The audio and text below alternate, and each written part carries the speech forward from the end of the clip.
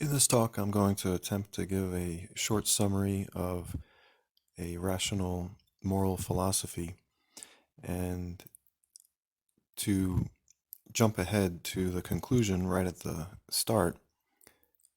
The conclusion is Jesus was right.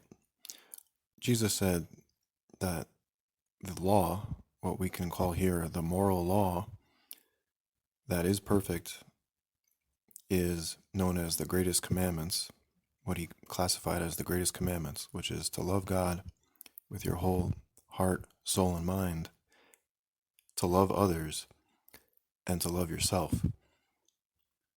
Christians and non-Christians alike have ignored that, and chaos has followed.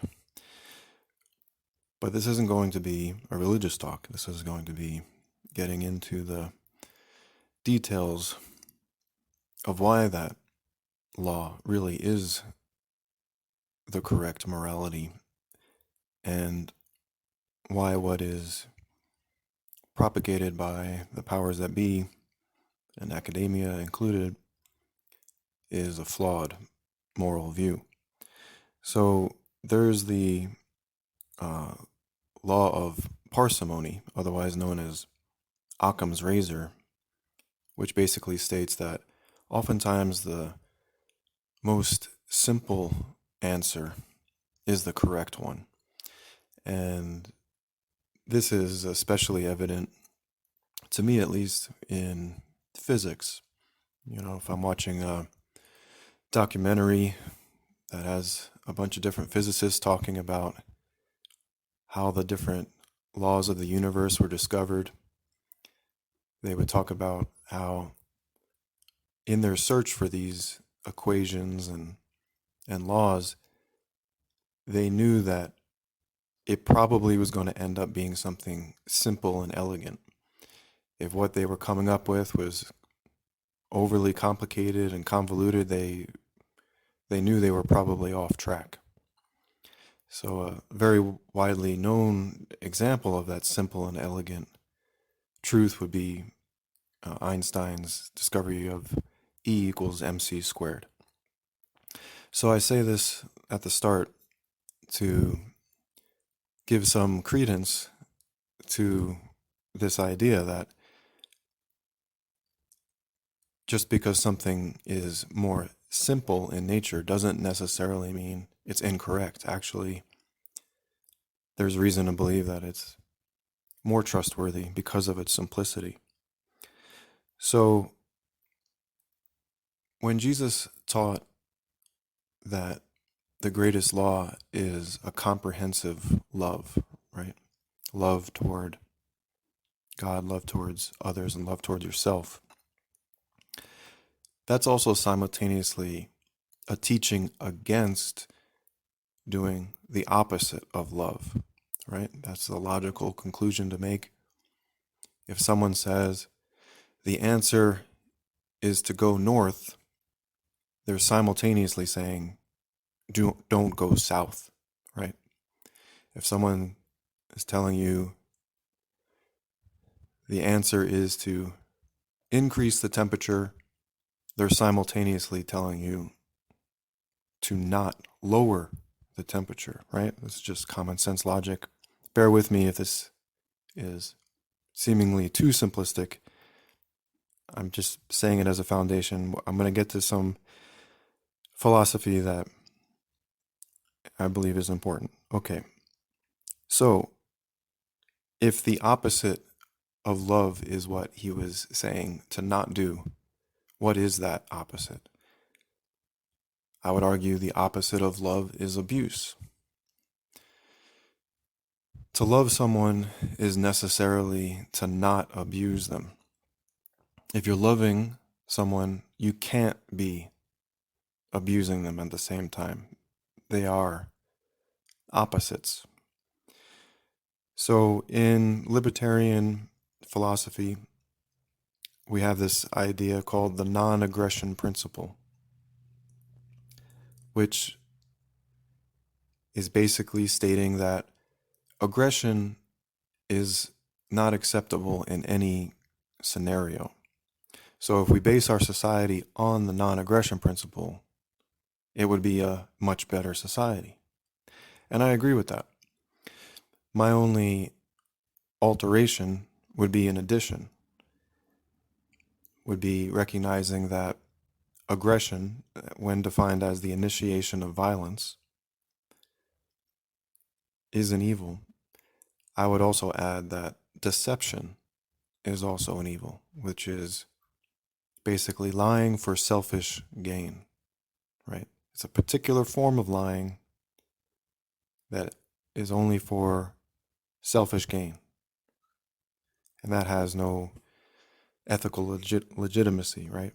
That's different than the rare cases, or perhaps the only case wherein lying is ethically justifiable, when that's to protect someone who's going to be aggressed against, right? The classic example being the Nazi knocks on your door and asks, do you know where there are any Jewish people? And you're hiding a Jewish person in your attic, and you tell the Nazi, no, I don't know where any Jewish people are, right? So you're lying, but it's not abusive. It's not an evil action because you're doing it to protect someone from being abused. So this corresponds with self-defense, right? Because something qualifies as self-defense if it's force used against an attack that isn't excessive, right? If someone punches you and you shoot them and you kill them, that's not retributive justice, right? That's no longer self-defense. You've actually committed then violence yourself because you've used excessive force, and excessive force is abusive. So again, it just comes back to the non-abuse principle. So they've replaced self-defense, which is an act of self-love, which again fits with the greatest commandments of Jesus, perfect law. Once you just see that all of these are elements of that law, you see that what he said, where it contains all of the subcategories of law and all the teachings of the prophets, he was saying it's all contained in these greatest commandments. And the more time that goes by, the more I just realize that that's 100% true. So retributive justice was replaced with this greater good, utilitarian moral philosophy, which, as I mentioned, is extremely problematic, and basing moral law on someone's opinion, basically, or someone's assumption. And this has been combined with preemptive attack, which is the idea that you can attack someone first if you think they're going to harm somebody else in some way, or if you just say they're going to harm someone in some way, right? So that's what all this medical tyranny is based on. It's, well, we get to abusively control the entire population because we say it's going to make the world a better place, right? So it's a combination of preemptive attack, which is just a form of violence. It's just a form of aggression with an excuse added on. So violating the non-abuse principle, violating the non-aggression principle. And then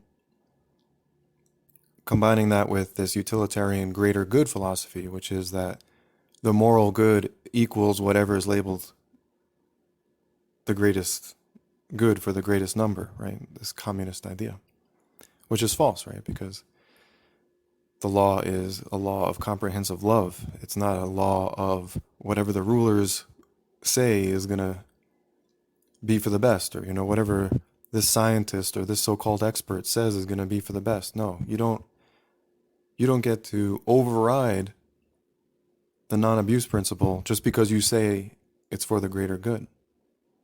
And this is where so many people have gone wrong. They're accepting abuse because someone is telling them it's for the greater good.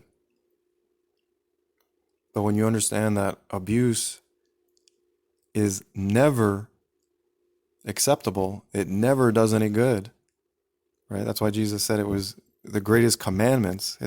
He didn't say, for most scenarios, like it's the law of love, except if there's a health crisis or except if there's a natural disaster. Well, then forget about the law of love, forget about the non-abuse principle. Then it's okay to abuse. No. There was no exceptions. It's a complete law, right?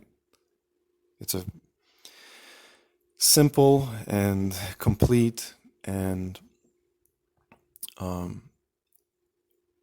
law without any asterisks at the end with, fine print. Well, in an emergency, then it's okay to abuse. No. 0 times, 0 scenarios. So if people actually realize that that was correct, that it wasn't just some kind of like idealistic, utopian vision, or however they want to pigeonhole it as, somehow an irrelevant moral philosophy that's, just too religious or whatever, and they recognize, oh, actually, this is the correct moral philosophy because it's the most rational and the most true and would actually result in the greatest good because it's the most trustworthy, right? It's the most sure way to have harmony and social justice in the world by saying love is the law and therefore abuse is against the law, and actually centering our whole society around that rather than, oh, well, if someone says it's for the greater good, then let's base our whole society around that. And then look what happens. All this chaos, right? All these rulers abusing that power, whether intentionally or just by mistake, just because what they think, they may honestly think what they're doing is good, but it's not, right? They think, oh, this abuse is going to do some good, and then it turns out it didn't. And all they did was add abuse to the world, making it worse. Or if they're just like rulers, I'd say most of the time, just being deceptive and wanting to just gain more power and control, and they're just set on being abusive, and they're just using this utilitarian moral philosophy of, oh, it's for the greater good, or, it's for safety, to deceive people into accepting their abuse and control. So the non-abuse principle, which again is just the other side of the greatest commandments of Jesus, really is the most sound moral philosophy. And it shouldn't be replaced by this utilitarian greater good. Because again, what they say is for the greater good can't possibly be for the greater good if it includes abuse, because abuse is an evil. So once you get straight that abuse is pure evil, then you can recognize, well, if they're proposing evil to increase the good, that's a contradiction, right? Like, this is how simple it is. This is like the crux of the correct moral worldview. Once you understand what evil is, then if someone is proposing to do evil for the good, you can just reject it outright and say, you can't do good by doing evil. That's completely irrational, right? You're doing the opposite of good. How can you say you're serving the good when you're doing the opposite of good? Right? And that's what abuse is. And so if your mind is kind of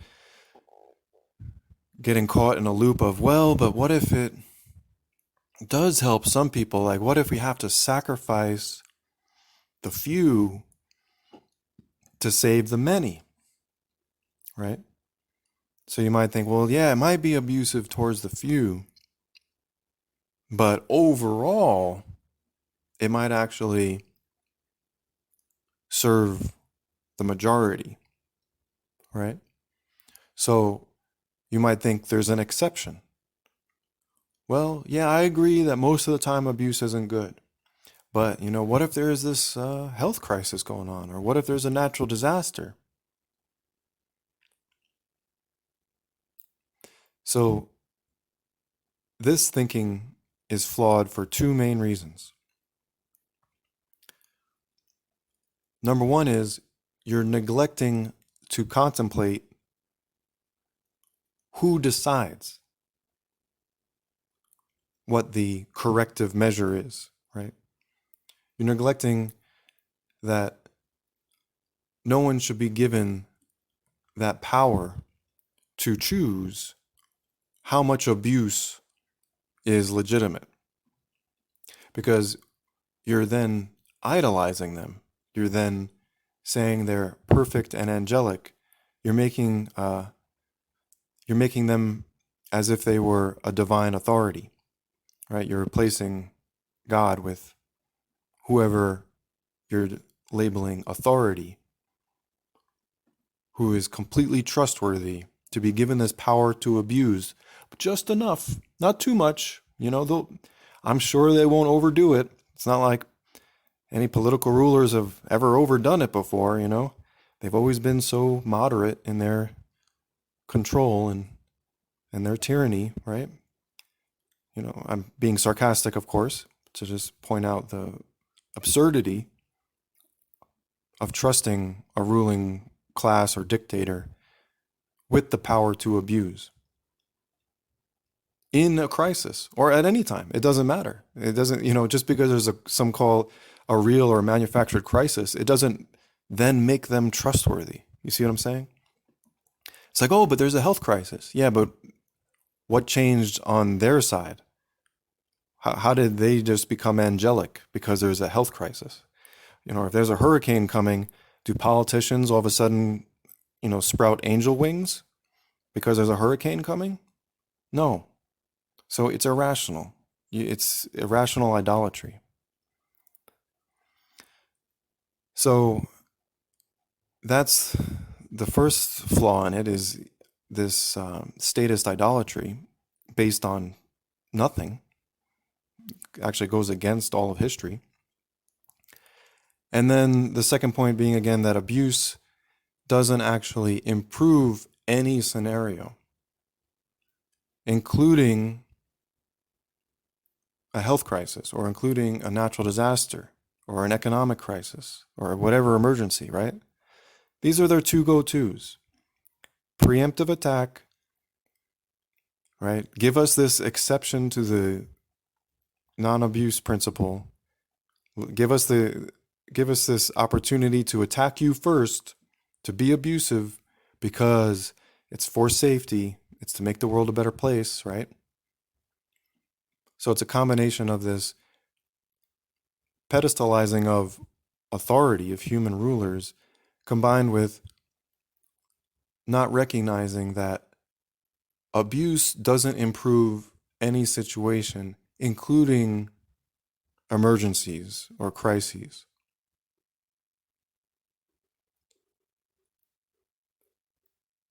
You can't make the world better by increasing abuse.